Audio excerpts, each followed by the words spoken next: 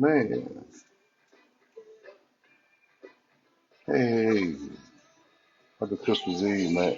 I want to wish a few people some Christmas Eve. Been a minute since I've been on here. Got a lot of things going on myself, so y'all bear with me, man. I'm gonna wait till a few people come on. Just wanted to wish everybody a happy holiday season, man. Even those who are suffering, man. I lost a family member today. One of my great nieces, she passed away today in her sleep. So I think that you never know, man. When you lay down and go to sleep, you never know if it's your last night, here on this earth, man. That's why we have to be mindful of the things that we do and say we plan for and prepare for, you know. So we have to take everything one day at a time. And just all you people out here partying, man, just wanted to say, hey, this man, how you doing? Want to wish you a Merry Christmas. So I want to pray for the family, man, for my family, most of all, for my niece, my great niece, her sisters and her children. And so I want to pray for them, hope that they're all right. And God give us strength to get through this on this Christmas Eve. But I always have to make time to bring you guys the truth. So I haven't been on here for a minute, trying to give people a chance to clean their house or straighten up their house. But I think I'm gonna start with Parchman. I want to first say, uh, pray for the family. We'll pray for Officer Corporal Takaya Johnston. Her family. She's the officer that jumped out of the tower at Unit 29 Friday. I think it was, yeah, Friday about 9:30. They left her back there. Her shift had ended, so she ended up jumping out of the tower. You know what I mean? And so I think that what's up, T? How you doing? So he ended up jumping out of the tower and injuring herself. They had to airlift her to Jackson. So whatever made her jump, they want to try to blame it on everything else, but them leaving her back there at night. You know what I mean? Her shift had ended. She had been there a couple hours over, and she was probably ready to go home. So, I feel for her. I'm praying that she's okay and not hurt too bad. Praying for her. Also praying for you too, T. You know what I mean? I heard some instances, man. Keep other people out your business. Whatever you are going through in this season, everything is not going to be peaches and cream. And people are always going to seek to divide and conquer, especially when it's a God ordained situation and or marriage. So don't let people who don't do right speak over your situation. I'm not condoning anything that Mr. Young done. But sometimes we have to exact forgiveness. Sometimes spend some time apart before we get outside people involved, because sometimes we can go so far and we can't recover or come back from that. You know, he seemed to be really one of the good ones. You know what I mean? Whatever he was doing at home, I don't know. I don't condone any wrong with hitting. I had 13 sisters, and I don't condone any man hitting on any woman or anything like that. But people like Bill Clinton, Doty, has no business, or MDOC, as corrupt as they are, talking about or speaking or even having anything to do with your situation at home. You know what I mean? So I'm praying for you, man. Hope you're having a happy Christmas, you and the kids and your mom and everything. Hope everything is okay. But that's enough about that. Another thing at MDOC, at the same night, how can an inmate escape? You know what I mean? Again, from Unit 30, inmate Mason, and he was found behind. Anytime an offender leaves out of the unit, like I told you when I made the post about Fame, when he was at the hospital and he left, any inmate that leaves out of a secure area and gets out of that secure area and gets into a free space is considered an escape. And it has to be reported to ACA. So however they write it up and address it, you know what I'm saying? I think that uh, uh, it still has to be reported to ACA, because the public needs to know if somebody has escaped. in the same instance, just like there's two inmates escaped today at 3 o'clock from SMCI. You don't notify the public until 8:30, 9 o'clock at night. One of them is a convicted murderer who escaped, broke into somebody's house, stole a shotgun, and hasn't been seen. They caught one not long after he escaped, but still, the one, the convicted murderer who's a life sentence, is still on the loose, still on the run in the community around Leakesville, around SMCI. So I think SMCI got a lot of things that they're dealing with, man, especially when they're sweeping different things under the rug when the superintendent. I tell y'all about this nepotism. If it had been somebody black, they had been caught stealing copper, whatever position they worked in, maintenance or wherever they worked. If they had taken some copper down to the scrap yard, now with the high rate of thefts, dealing with scrap metal and copper and precious metal or what is the thing, the catalytic conversion and everything, you have to show your ID when you sell any any scrap metal. So when your brother-in-law, when the brother-in-law of the superintendent steals copper and sells it at the scrap yard, you sweep it under the rug and he's still there just because you're a superintendent. Man, the laws still apply to you and your family. You know what I mean? You should have relieved him of his duty. The same way you hired your cousin who was there, who was an offender there. You know what I mean? I'm all for giving people a job, but he shouldn't have been at your institution. You could have sent him up to Wilkinson County, East Mississippi, or anywhere other than under your care where you can protect him and you can keep that hand on him. You know what I mean? And I know you're still, Hoffman, I know you're still upset about the young lady. One of the young ladies that got walked off this week. It was three females that got walked off and dealing with an offender down there. The offender's at Parchman now, but one of them is alleged to be your mistress or your girlfriend or whatever. You know what I mean? And she's screaming and saying that you're going to take care of her and everything. So is this true? Is this something that's going on that we don't know about, that we want to that we're going to hear about later? How you made her charges go away. You know what I'm saying? So stuff is still happening around when they gave y'all more responsibility, y'all being um, Batman and yourself, more responsibility, more prisons to run. It seems like there's been a high number of escape, a high number of death, a high number of cover up with inmate beatings and stuff. They had an inmate that was at CMCF who ended up assaulting the officer a couple of weeks ago.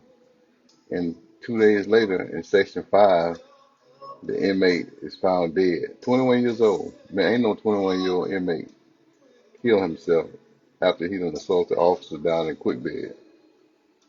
You know what I'm saying? And it's alleged that they watched the camera and the officer that he assaulted had just left Section 5 an hour or two before the inmate was found dead. So is DOJ going to look into that and see if uh, uh, why was he even down there around an inmate that assaulted him on Section 5 when they're short staffed? And Brock Owens, you want to come in and blame Rivera for being short staffed and doing her job. She's only one person, so she can't watch Section 4, 5, and 6 all at the same time. So man, get her some help. Don't come down there saying that you're going to look for a way to fire her. You know what I mean? So I think that you think that she's Wonder Woman or she's superhuman. She's only one person that can do a job. And you're still that you're short staffed. So why are you allowing security paying personnel work Monday through Friday and not down there on the weekend? You know what I mean? You're giving them jobs. You're giving those people paying jobs to keep your case managers, where they're not really doing the job that they're supposed to do. I'm not saying all of them, but the majority of them are not doing the things that they're supposed to do. But you want to complain about being short-staffed, and when something happens, just like the rash of beatings that's been going on down at Quick Bed, B building, for sure. You had two inmates. One is critical in the hospital right now, and when the family came up after somebody sent them a video out, your staff told them, no, ain't nothing happened to him. He's just fine. So when the family show you the video, you had an ambulance come in and take him to the hospital. So that shows there that you're purposely trying to cover up something. So when after their family is protesting, and I'm waiting on a copy of that video too, man. If anybody has a copy of that video, be sure that you get it to me or get it to somebody that knows me, and make sure that we can get that so we can just show the constant abuse where they're allowing offenders to to constantly beat other offenders to near death for whatever reason, man. I think it's the conditions that has the conditions, the holiday season, the mistreatment, the food, and everything. I think it's a combination of things that has the tension of all the guys, man, where they're at each other's throat. But you like that because the thing is, all of y'all like that. Parchman, SMCI, because it takes the spotlight off of you. You know what I'm saying? And the things that you're not doing, or the things that you're supposed to be doing in relationship to making sure you're supposed to ensure that guys get proper medical care. There's no reason that a guy should die on your unit for lack of medical care. There's a elderly gentleman that was at unit 28, Mr. Turner. He's at the hospital. His family has been calling. Nobody has called him back. Batman. People have been calling every day. His family has been calling. I've called on his behalf. You know, y'all supposed to check on it, give me an update of everything. So he was rushed to the hospital from unit 28. Nobody has said anything, and his family is frantic.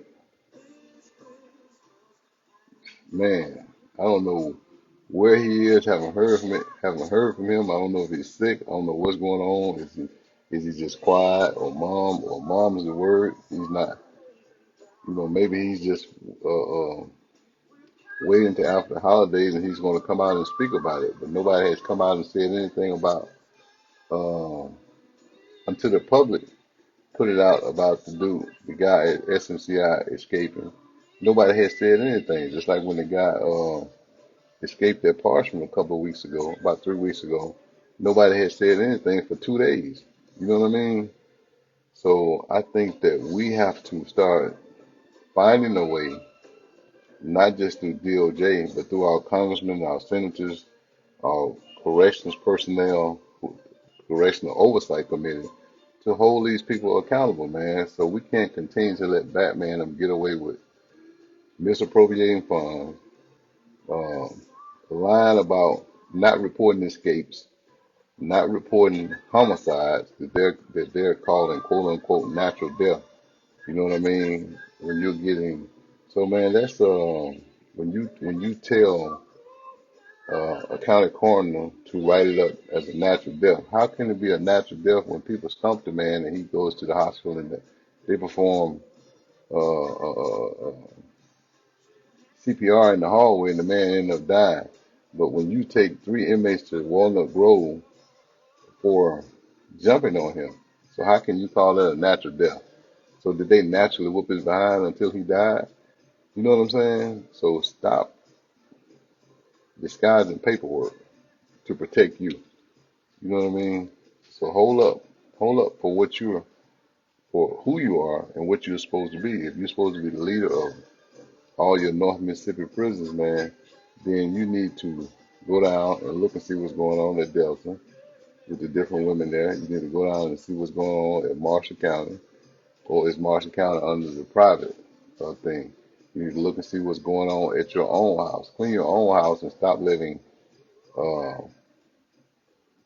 people from probation and parole, correct, come down and do correction when they don't have any experience in correction. You know what I'm saying? You yourself came from probation and parole. You had never worked at the county jail. You never worked anywhere in correction, but you want to come in and do corrections with this racist attitude to where you think that you're superior to uh, to the different people, to people who look like me. Let me say that. You know what I mean? So I just want to say that. I just think that you need to You need to go back to probation and parole, man, and turn the helm over. Because under Mars watch, on the Tyler's watch. I think that if they had committed half the infractions that you have committed in the last year, I won't even say 2 years or the time that you've been there, if they had committed just a fraction of those infractions that you've committed with money, with you having your significant other work for you and to do all the paperwork, I think that they would have been gone, locked up, or been down there sitting where our last commissioner that went to prison. You know what I mean? Who thought he was the tallest hog at the trough. You know, so Epps, Mr. Epps. So I think that you uh, should have been down there where Epps at now. You know what I mean? Because I don't think that you're the tallest hog at the trough. I think that you're the biggest and the baddest bear in the woods. But there's always a hunter out there that's on your trail. You know what I mean? That's looking to mount you as an example. So I think that you need to kind of back up and look. And man, just step down and go on about your business. You know what I'm saying? Mr. Six Figures.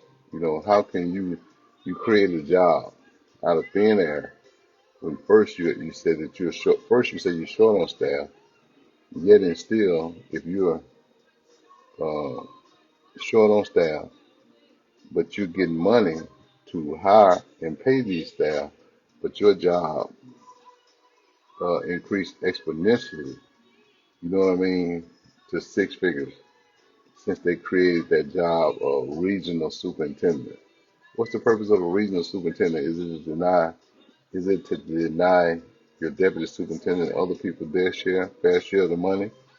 You know what I mean? So you and Brad Huffman is like getting a greater portion of the pie uh, uh, uh, as regional superintendents, and when you're doing less of a job, you know, what I want people to do, man, I want you to share this video. I want you to comment the video on some of the things that you see that's going on around our prison, whether it's Marshall County, whether it's Greene County, whether it's East Mississippi, whether it's uh,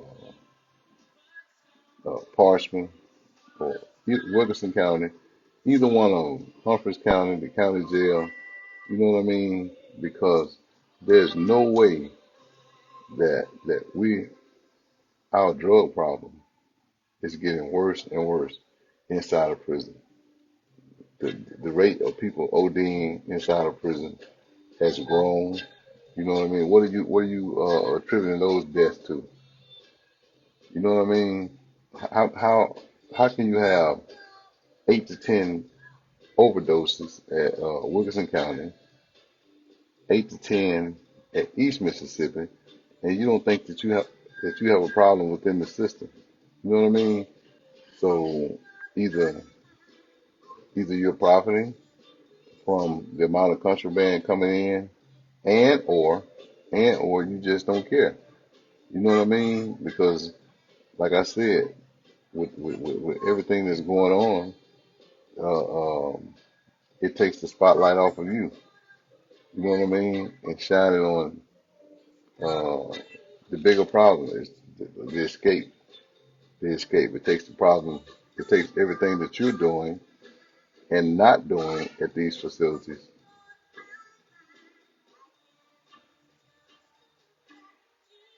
Hmm. Yeah, you're right. You know, I think I'll reach out to Super Talk and see if we can have a sit down and see if we can address some of these things that are some of the um, the pictures that are coming in of the conditions with the rat and roach.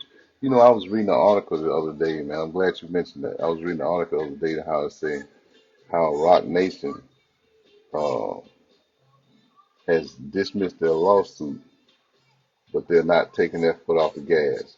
Man, it seemed like to me that Rock Nation done turned off the car and took it to the auction. You know what I'm saying?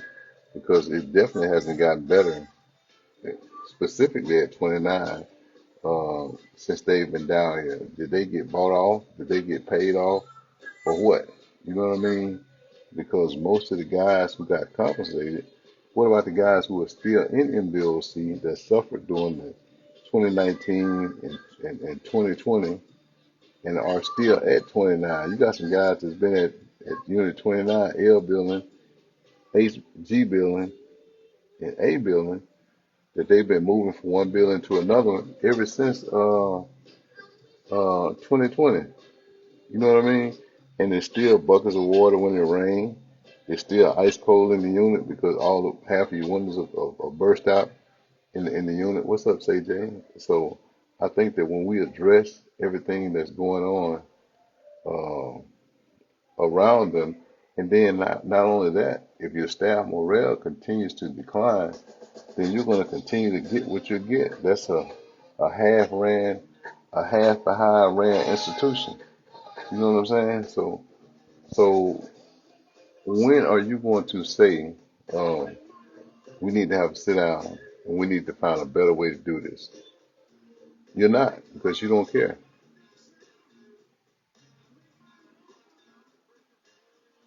Man, man. Uh, I don't think it's so much as them feeding Rock Nation lies. I think that Rock Nation and got in there wanted that immediate attention, as if that they were going to.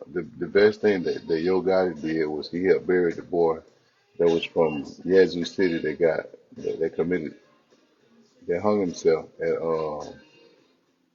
Unit 29.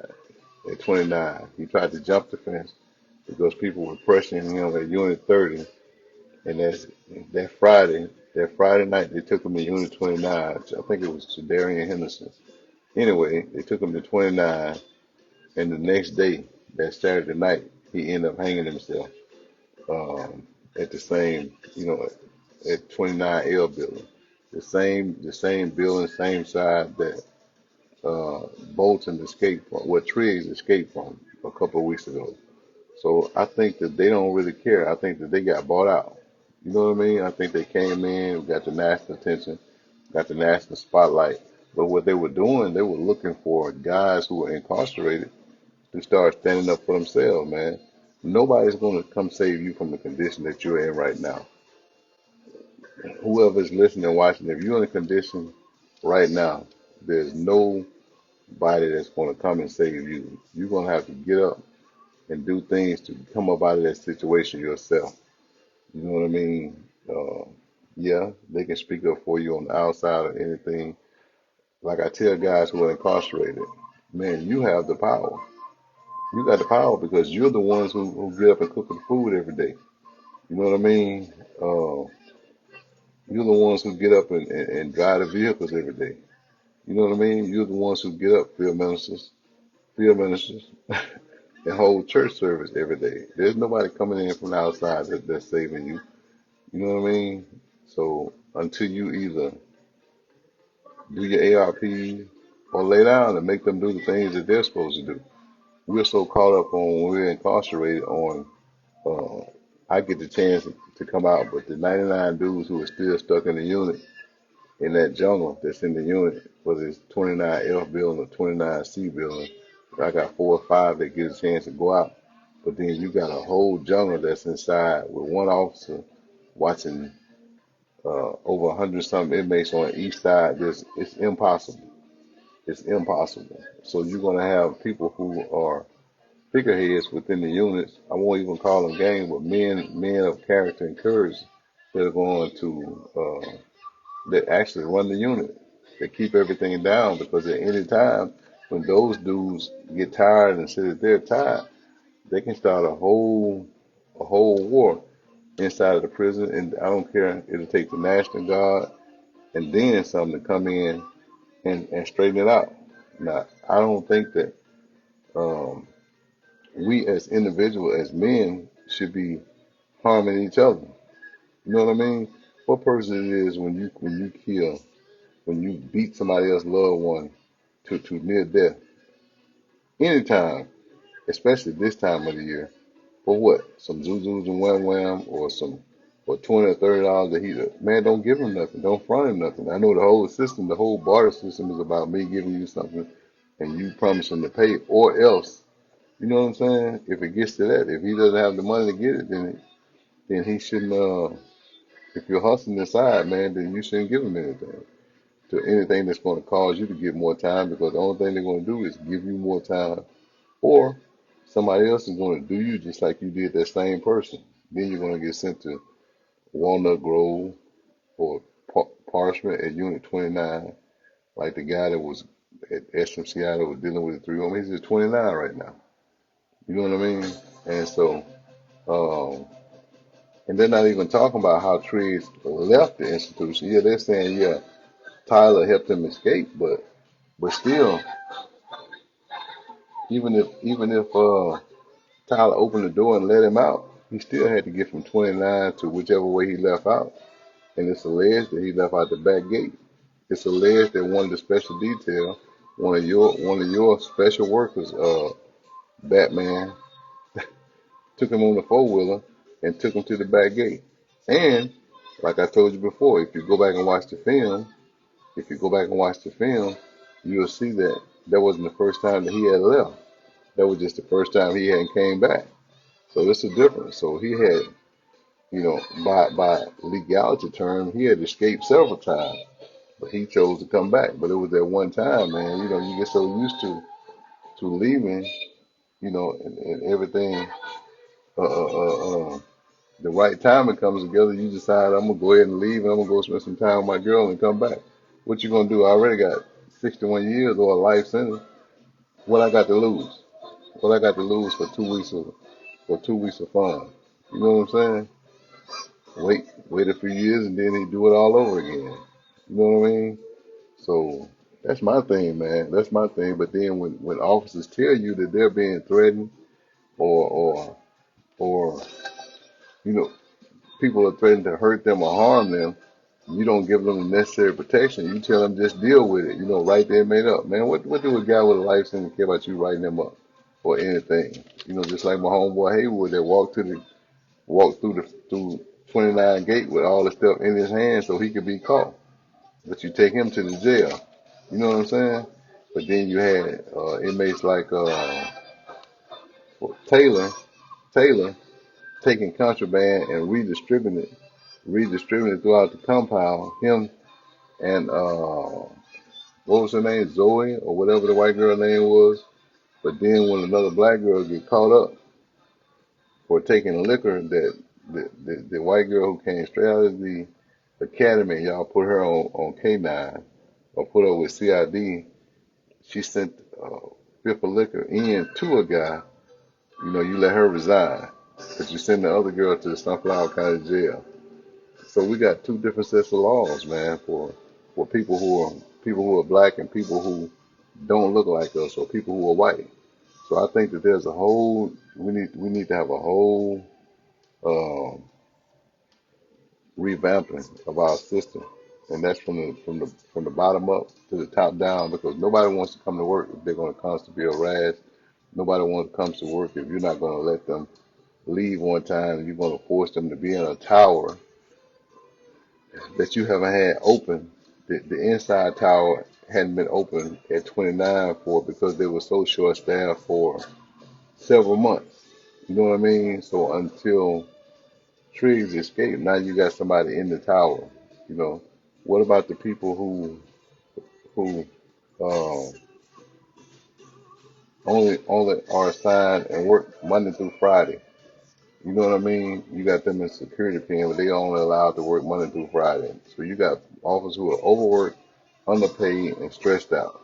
You know what I mean? So this creates a volatile environment, and it's going to sooner or later, man, it's going to cause the tension to come to a head, and we're going to have 2019 and 2020 all over again. And it's bad to say that. So when you have officers who leave one institution and drive down to East Mississippi to harass a guy from some stuff that happened on the street, you know what I mean? Yeah, I'm talking about you, Grady. When you go back, when you bring your street stuff and you go down to East Mississippi and harass a guy without orders, without a transfer, you take him from East Mississippi and put him at Walnut Grove. I think stuff like that needs to be investigated. You have people moving same way you have the superintendent, Batman, you taking inmates out of the institution and riding them around over to West Point without a transfer order. Stuff like that needs to be investigated because sooner or later, when something happens, then you're going to have plausible deniability because there's no transfer. You know what I'm saying? But you won't even hold your own people accountable for the things that they do wrong on grounds. Just like the same way you let Young, you give him some time off for whatever happened between him and his spouse. You know what I mean? But you didn't give Dodie time off when she slammed Glenda Morris. So you got two sets of books, or two sets of rules that you go by. The same way she lived on ground, she was drinking, hit the chaplain's car, and left the scene. You don't hold her accountable. She's still at Unit 30 doing the same thing, messing over people every day. Every day there's a complaint that comes to you about Dodie and how she's handling things. You know what I mean? Yeah. So she worked in the administrative side in the Feds. She didn't work corrections in the Feds. So how she come down here and be a ward, and she's allowed to be a warden at Unit 30 is beyond me because in the Feds, she was a case manager or a unit manager. She worked in the administrative part. If anything, she should have been down here as part of the uh, case manager crew or something like that in records or something, whatever Miss Sturdivant does. She should not be allowed to deal with correction because she got that mentality where the Jim Crow mentality where blacks can't do anything. So she comes from a racist state like Texas and come to Mississippi, and she's allowed to do the things that's in her heart, the malice that's in her heart, and spread it here in Mississippi. You know what I mean? So that's all, man. I'm just hoping you guys have a blessed holiday. Keep your eyes open, man. If you're down in the Leesville area, be safe, man. Ain't no telling how far from 3 o'clock to 9 o'clock when they say 6 hours. A lot of times you can get from Jackson to Dallas in 6 hours. You know what I'm saying? So keep your head on a swivel, man. If you're out there, man, for all my brothers who locked down, man, the Big Macs, all my boys at 29, man, just keep your head up, man. Stay prayerful. Keep fighting. You know what I mean? You got all these prosecutors and everything that are going to prison outside. Yet and still, we got guys that are locked up. The state is still holding them. I know at least 6 people right now at Parchman who have finished their time, but because they haven't approved the address, they're still holding them there. Every day that you hold them there, you're holding them illegally. You know what I mean? The case manager won't check the address, won't verify the address, or won't find him a halfway house for the detention center to go to. So it's somebody who has finished their time that's going to spend Christmas in Parchman, at SMCI, at East Mississippi, at CMCF, because they don't have an address to go home to. You know what I mean? And I think that's ridiculous. I'm talking about flat time. I'm not talking about good time or parole. I'm talking about there are guys who have flat time their sentence that's going to be spending Christmas in prison because somebody didn't do their job. You know what I mean? Because somebody simply didn't do their job. And that same person is going to be put in the line of fire or, to have his life taken before he gets home and he's finished his sentence. He should be at home with his family. He should be somewhere in a halfway house or some type of reentry program or anything. He's flat time, so he don't necessarily have to come to, man, send him to a homeless shelter. I would rather come out to a homeless shelter than to spend one more night in prison if I finish my sentence. You know what I mean? But the state says they have to release him to a legitimate residence. You know what I mean? So, man, we got a problem. Mississippi, we have a problem. Not just with corrections, but with corrections, internally and externally on the street.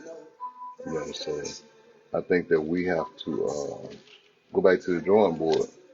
You know what I mean? And if it was me, I'm from the Delta, I think we should start at Parchman, and do a whole revamp because we got people around there that think that they're not supposed to do any work.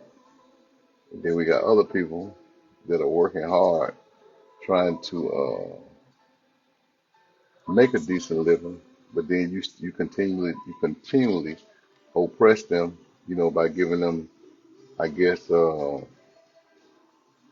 what they call messed up job or crappy jobs or anything like that. You know what I mean? While you sit back and you twiddle your thumb and just watch. You know what I mean? But anyway, man, you guys be blessed, man. Have a blessed holiday. We got about 27 minutes of Christmas, man. Y'all have a Merry Christmas, man. Like I said, man, pray for the family of Takaya Johnson. Pray for her and her family. And just pray that, God keep all the offenders safe there and bring peace, throughout the units and stuff and protect the people who travel back and forth to work, going to these dismal crypts, as we call them in the feds. You know what I mean? Who travels inside the belly of the beast, especially down in the Delta. So I have had the opportunity, man, to be on both sides. So, after spending a couple of decades inside and to come out and look at it to see it from a whole nother perspective, and then watch other people who have never had a loved one incarcerated come in angry every day and want to treat somebody's child, somebody's father, somebody's uncle, somebody's cousin like crap just because they're having a bad day when they left home. It's amazing, man. It's mind blowing to see the difference and the disconnect between staff and offenders because most of the staff there are only one charge away from being incarcerated. You know what I mean? From being incarcerated. They're only one uh, cell phone, one cigarette, one piece of contraband, one lie. You know what I mean? From being incarcerated. So I think that we need to respect those men and women who are incarcerated. Whatever they've done, it's not your job to further punish them while they're incarcerated. Um, and guys, if you're incarcerated, you can't be mad at anybody but the man in the mirror unless you were framed and sent to prison for a charge you didn't commit, like so many men and women are. Um, I think you need to sit down and fight because you got a parole law. You got a parole law that a person like Henry Stevenson should be at home already. Hogan Camp should be at home already. Mac Watts should be at home already. Man, this is not this. Ooh, um, what's the boy name? Like all of our elderly offenders, like Mr. Turner, um, Chapman, and all these guys, Mr. Frank, all these people, man, whoever you get set off uh, 5 years, 4 years, 9 years. What are they doing, man? What are they doing? The nature of the crime is not going to change. It's a business, man. Until we understand that we're a part of commerce and that we're lining their pockets, the longer we stay in, the more money that they're going to make off of us. You know what I'm saying? So incarceration is big business. Until we understand that, then we won't understand how to fight for our freedom. Man, stop making that stuff in MadCore, and you'll see how fast it changes. Stop building that stuff at the welding shop. Stop making your own uniform to keep you within the prison system, and you'll see how fast. When you're not making them any money, then they're going to kick you out. They don't care if you go out to the fields or wherever, sleep on their bridges. But as long as you're making them millions and millions of dollars, then they're going to continue to keep you in prison. You know what I mean? So just stop doing that. Stop signing up for their classes. Teach yourself. You're studious. You have access to the free world and everything. So teach yourself your own trade. Stop participating in that stuff, man. They get money every time you take a class. They get a certain amount of money for you. But yet and still they lie and fudge numbers about GEDs and different things like that. So stop enabling them to incarcerate you. Stop making your own uniform. Stop making those benches for them, those garbage cans for them, those trays for them. Stop cooking their food. When they got to bring somebody in to fix the food to feed you, then they'll feel it. You know what I'm saying? So stop helping them to keep you incarcerated. Stop making them money, the same money that they won't even spend to feed you a decent meal. So stop keeping yourself in prison. You know what I mean? You're keeping yourself in prison when they can justify when they can justify um, how they treat you as far as medical staff. Oh, he's just getting high. You know what I mean? And I understand that drugs are an addiction or anything, man, but stop poisoning your brothers while they're inside, where they can justify not wanting to let you out of prison. You know what I mean? When people come about drugs in the system, they can't lie and say that all these deaths are attributed to drugs. So we need more money to combat the drug epidemic that's in prison. Um, Stop making their uniforms where they'll have to pay for them themselves, so they have to spend money that's less money that they have in the budget. You know what I'm saying? Stop cooking their food, your food, because they're not giving you anything to prepare the food right with. And you have these companies like Merchant, and all the people, Premier, and all them, they go bankrupt. Stop spending that money on commissary. You know what I mean? If you spend $200-300 a week, you're bugging your family. Your family's sending money in there for you to spend money on commissary. So you're paying them to incarcerate you. The same way with the clubs. The pizza club, the people that was making the pizza, man, was making over $3,000 to $5,000 a week. So you multiply, that 3 times 52 or that 5 times 52, and see how much you'll get out of the 52 weeks. You know what I mean? That's every week. You know, and every other month, the money from the club will come up missing. The 75,000 to 35,000 come up missing here. So you're enabling them to keep you in prison. They're not going to fix you a good meal because they want to force you to buy the stuff from the club. And they're getting ready to start the clubs up because they missed the money that they were having. Man, that's enough about that. Just stop enabling them. And people who are going in there, man, stop treating guys who are incarcerated like they don't have a family, like they're not going to be out one day. You know what I'm saying? Just treat them like you want your son or daughter to be treated when you go there. If you can't do that, man, then you stop going in like that. If you can't do the job right, then stop going in doing it at all. You know what I'm saying? So, but that's my time, man. I love you, man. Be good. God bless you. Have a happy holiday. We're gonna ride out on this Ohio play a song, man. You pray for me, I'll pray for you, man, and you guys pray for each other. Keep your head up. Stay safe, man. Happy holiday. All right? Like and share the video, man. Sign up to my YouTube channel, Sell with Sipping, when you get a chance. Make sure that you share it. Appreciate you. Happy holiday. Merry Christmas. In T minus 19 minutes.